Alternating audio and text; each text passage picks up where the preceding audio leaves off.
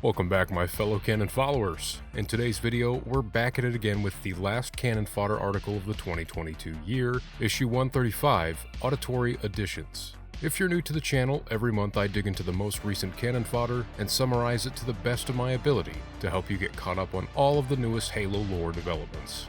In this video, we'll be discussing a new way for you to experience the vertical Umbrage short story, Season 2's intel drops, and the recent passing of the legendary Greg Bear. All that and more in today's video.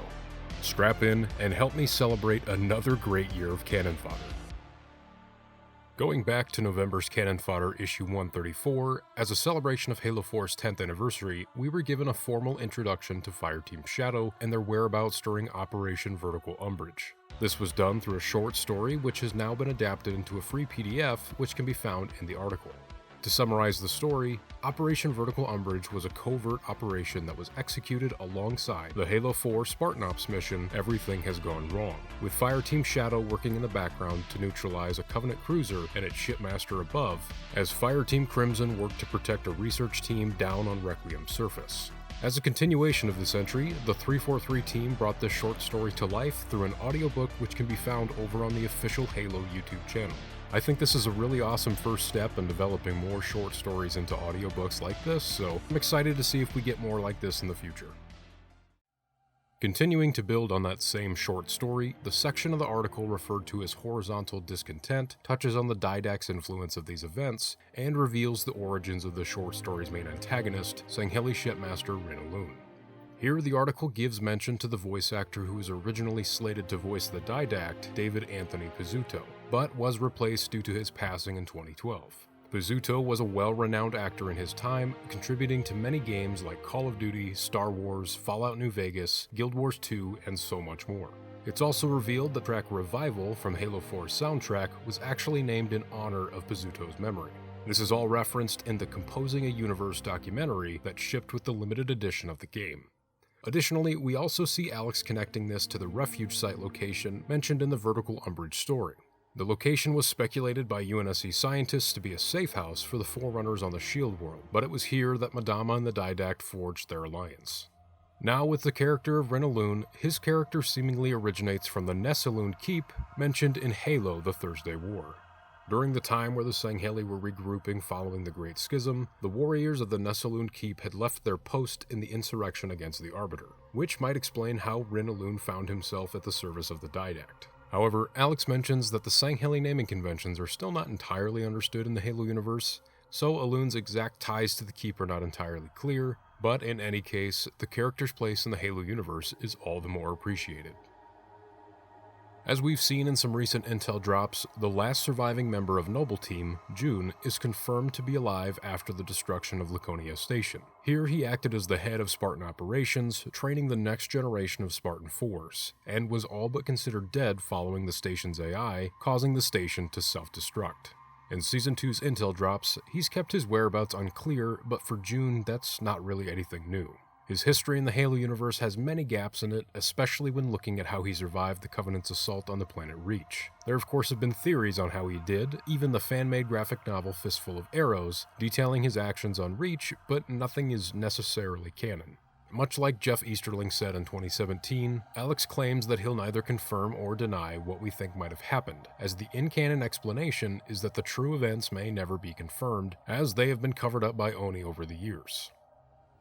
Next in the article, it's highlighted that on December 2nd, we got an omnibus collection of the Dark Horse comics Halo Initiation and Halo Escalation. That means when they were put together, we now have a whopping 27 issues of Halo comics, all crammed into one, set following the events of Halo 3. Within this massive collection, the stories showcase the early days of the crew of the UNSC Infinity as they navigate the dangers of the galaxy. There's mentions of the Arbiter's peace talks, Admiral Hood's involvement in the UNSC Spirit of Fire's disappearance, Master Chief reuniting with Blue Team, and so much more, all crammed into one. I'm probably going to be getting a copy of this for myself this year, and I'm going to put it right next to my future copy of the Halo Cookbook. And on top of all of this, there's some bonus art that was originally concepts for covers, which is included in the collection as well. It is with utmost respect that the last Canon Fodder of 2022 honors Greg Bear, who passed away just a month before on November 12th. In this section of the article, a handful of close friends and peers have shared their thoughts on who he was as a person, as well as the fond memories that they have of the first time they interacted with him or his work. If you're unfamiliar with Greg Bear, his contributions have shaped many aspects of the Forerunner culture, and he authored a fantastic series of novels that provide the history of their people before and after firing the Halo array. Greg's work extended to more than just Halo, and I could talk about why I love his work so much for probably an hour. But to put it simply, he was instrumental in developing the narrative of the ancient Halo universe, which I know many of us have come to love, so he will be missed. And bringing this issue of Canon Fodder to a close, we get a closer look at what's on the horizon for Halo in 2023. Starting with Halo Infinite, we'll see the release of Season 3 Echoes Within, which will release March 7th. This will be a continuation of the story that we've been following with the banished AI Raidus, Spartan Din and Eklund, and we will be returning to the Academy once more. Season 3 also brings with it 2 new cores, one being the very much anticipated SBI core, kitted with many pieces of armor with their own individual lore, and the other being the Fracture Set Chimera. The lore behind this Fractured Universe armor is somewhat unclear, but Alex mentions that it's quite different from others. And of course, we can expect the Halo mythos to be explored through more awesome seasonal intel, Canon Fodder articles, as well as other avenues. Well guys, that does it for my summary of the last Canon Fodder of 2022, issue 135, Auditory Editions. But before we close, I just wanted to say that I'm wishing everyone a happy new year, and I want to thank you all for watching. If you're one of the 482 subscribers who have been with me for this ride over the last year and a half, you'll know that I have been so thrilled that I was featured in the Canon Fodder articles, and I have Alex to thank for that opportunity, but also I want to thank each one of you watching. I greatly appreciate all the love that you guys have shown me this last year, and I hope to continue delivering quality content in the many years to come.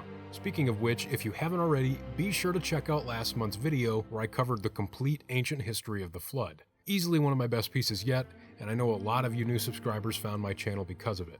And if you liked that, later this month, you can expect a branch-out video covering a similar horror game with a similar type of parasitic infection. If you have an idea on what that might be, leave me a comment down below and see if you can guess. But on that note, that's all for now, so I'll see you in the next one.